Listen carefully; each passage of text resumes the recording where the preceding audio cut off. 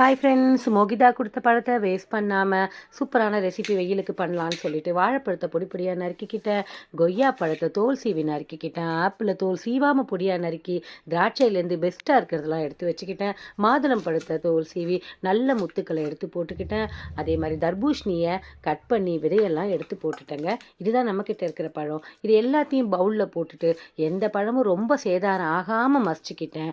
ஒரு பவுலில் 2 ஸ்பூன் சப்ஜா விதையை ஒரு 1/4 டம்ளர் தண்ணி போட்டு ஊற வச்சுக்கிட்டேன். இதெல்லாம் நம்ம ரெடி பண்ணுறதுக்குள்ளே இது 5 நிமிஷத்தில் ஊறிடும். அதுக்கப்புறம் இதை நல்லா கலந்துக்கிட்டேன். பழம் என்ன தான் ஸ்வீட்டாக இருந்தாலும் ஒரு கரண்டி நம்ம சக்கரை போட்டுக்கலான்ட்டு ஒயிட் சுகரை போட்டுட்டு அதையும் கலந்து நன்னாரி சர்பத் வாங்கிட்டு வந்திருந்தேன். அது ஒரு 1/4 கப் ஊற்றிக்கிட்டு இதை நல்லா மிக்ஸ் பண்ணுங்க. சூப்பரான fruit mixer ready. Ice cube போட்டுட்டு டம்ளரில் அது மேலே இதை அடுக்கி இந்த சப்ஜா சீட்ஸையும் கொஞ்சம் போட்ட உடனே சூப்பரான ஃப்ரூட் மிக்சர் எங்கள் ஸ்ட்ரீட்டே சாப்பிட்டுது. பாய்.